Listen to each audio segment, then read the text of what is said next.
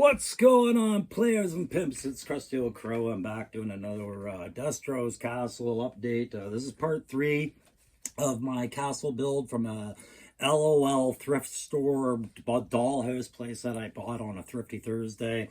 And I decided I had this vision. I wanted to turn it into a castle. So Destro had a castle, so I just used that as an excuse to build a freaking castle.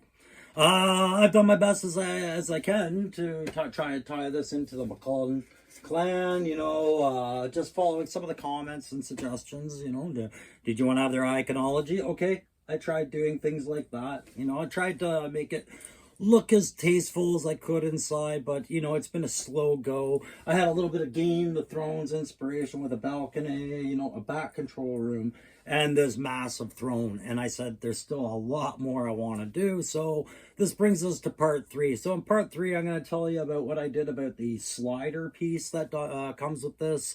I'll talk about that elevator shaft and the stuff I did there, and I'll talk about the roof setting that or the roof that I've done, and just some extra accessories and little details I've added to this just through crafts.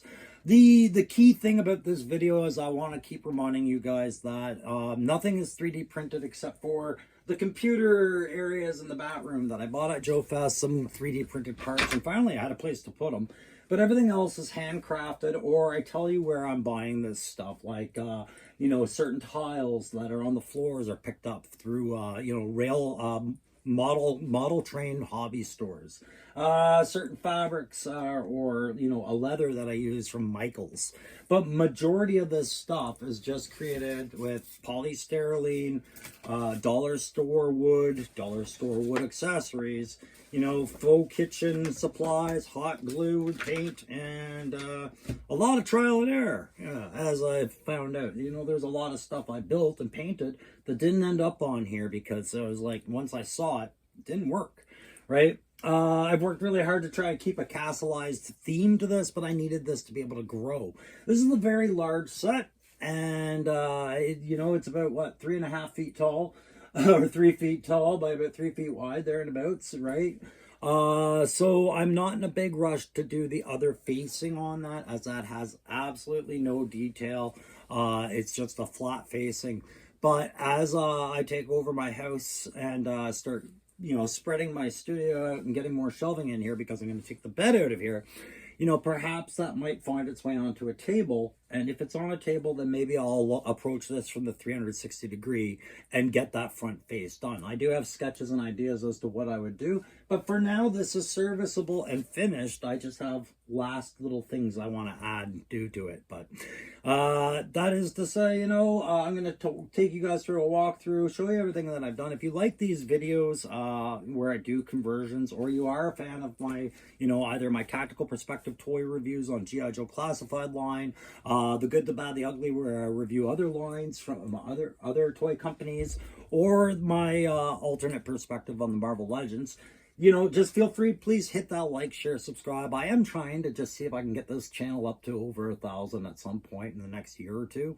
It's a hobby channel, so much like a nice house plant, I'm watering it, I'm giving it some sunshine, let's see if it grows. But it's always going to be a hobby channel, and all of this is absolutely free. Okay, guys, let me go get some new footage and show you what I did here, and then we'll throw some figures on it and call it a day. Thanks. So working our way from the up to the down, we'll start with the roof, which was never really intended at all to have a dragonfly sit upon it. It was more designed for the flight pods and the air chariots.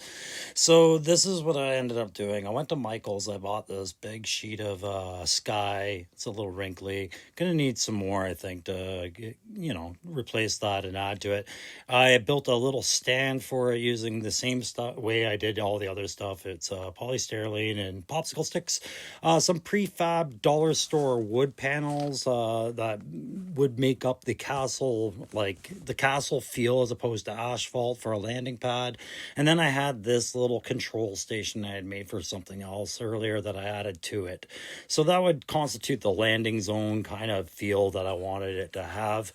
And then to the right of that, of course, would be the balcony. Here you're just seeing some of the raw materials I used. I didn't use this light kit. I'm saving it for a different project.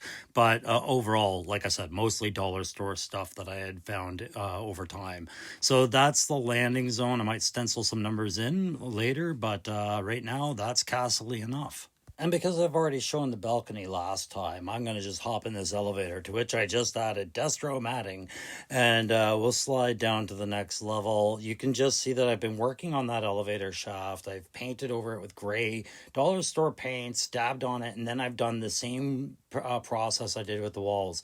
I use cut up pieces of cardboard, such as old cigarette packs, to get perfect little strips of cardboard on which I glue these pieces of polystyrene into the brick patterns, and then I glue them onto the areas that I need them to be on the elevator shaft, and that allows me to capture the different sizes. Oh, there's the balcony, which I was really just showing you to show you that I used that same gold tile in a few different places on this. And this is dollar store kitchen effects that you can pick up, large sheets for like $2, and it established what I was kind of needing, a little bit of modernization with the castle feel. So you know, I didn't want to go full bore putting Cobra emblems everywhere in case I wanted to use this for other toy lines as well, like Masters of the Universe or Jada or Operation Monster Force. So that was kind of where the gold tiles kind of came in as a neutral. Between part two and now, I also spent a fair amount of time going back looking for all hints of the little LLOL background that came as the original base of this castle and painting over it.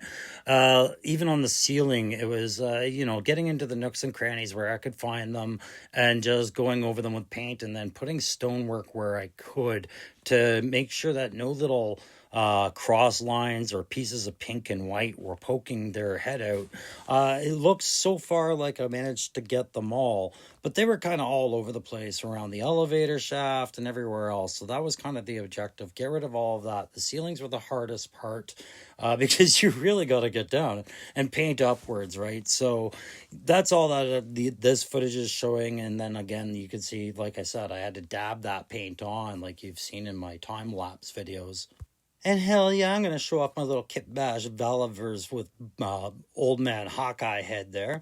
Anyways, over the bat room, just a reminder, like that was where the RC lighting was, but even that had places I had to go touch up along the trim and then lay this brickwork again, using those pieces of cardboard anywhere along the perimeter facing us, the viewer. I had to cover the woodwork and everything like that. So you can see me put the little computer back in here, but all the trim around these rooms I did between part 2 and part 3 here. And I'm planning on doing more detail work inside this bathroom as time goes on, and maybe I find better pieces of tech to throw in there through other kits that I pick up or other thrift store finds in these little bags, $3, and you get a bag of toy treats, and sometimes you get a laptop or something like that in there. And anything I find, usually I add to these things, and that's really just kit bashing a castle that I kind of wanted to have the whole Destro vibe for, but I wanted to be able to use it for other lines, like I said. But you can see I did a little head trophy wall, just a little hot glue dab to keep some of my extra heads in there. I'm not a big fan of the Destro strobe light, but we'll replace that when the time comes. Where I spent a lot of work was on the elevator shaft and then this slider, which I'm going to show you in a minute. Right before shooting, I managed to slap together a little Cobra table with the Cobra on it, and that's about the only Cobra emblem you're going to see around here. It's just a brass piece I brought back from Afghanistan, a little mixing bowl, like a mortar and pestle set, but yeah, that's what I did. Anyways, this is the one side of that whole slide-out piece that I couldn't stand, the die-cut hearts and everything like that, so I flipped it over, and then I did some stuff with it. So what I came up with was something I wanted to have multifunctional. So one where I could set some stuff in here. There's a little well that I plan on getting back with some resin in there or covering it with wet tissue and glue effects. I thought about the tentacle creature that might live there. There's some lights in here, and that's, easily covered up later by some of the other stuff I did with it. But this was just so I could slap down, say, something like a little prison cell or some computer tech in there later. I left it kind of undone with enough wood panels over it that I could set figures on it for a display. There you can see I've been working on this little, thrift store fine cage and kind of putting like a little prison that maybe Destro's keeping his prisoners in there. did what I could with that. That took me all but about 10 minutes, really. And I'm, I'll slap some more wood on it and stand more figures on it. This is a display more than a diorama as I see it. I want to put as many figures as I can onto this thing, just to get them out of the way, as space is an issue where I'm at. So this will be up against a wall, maybe in a corner where you can see the elevator side, and doing exactly what it is. So I built another little area until that area is done, where I could put vehicles or troops or what have you on there and lay them across. I'm not crazy about the plainness of it right now, but I'll do some stuff to it maybe later as we go. I could also flip it over and do some stuff in here with this area as far as separate little compartments if I wanted a really kind of neat tech area or something in front of them of interest. That I can do maybe by part 4. If there's a part 5, we'll hit that. And that's the thing I liked about it, was just leaving it kind of like this. I could pack it up, slide it all back in there, and I know there's work to be done there, so I can hide it. Because really that whole thing is weight bearing for this whole massive thing, so I can't get rid of it. By flipping it down, I've adding more weight to it. I've made it sturdier, I think, and it lends to the whole diorama shelf display thing. So you'll see more of that probably in the next video, if whenever that comes. But you can see the intended size, because I didn't want a dragonfly display here. I wanted Cobra vehicles on display here. I wanted a formation of troops. I wanted a prison cell, a tech room, whatever. I wanted room. So I think I've accomplished this with this castle. As far as getting the other side done, that will come when after April, when I see where this thing ends up in the house. But for now, I'm pretty pleased with how it all turned out. Overall, I think I could pack up at least half of my Cobra army on here. I'm not like some of my friend collectors here who have droves and droves of troop builds. I'm satisfied with just a few of each, but it adds up, and I did need a spot to display them. So thanks very much for watching this video, guys. I do appreciate the time you gave to it, and thanks for all the likes, shares, supports, and your comments, guys. Let me know, did this inspire you to do something similar? Hit me up in the comments, and we'll see you on the next one.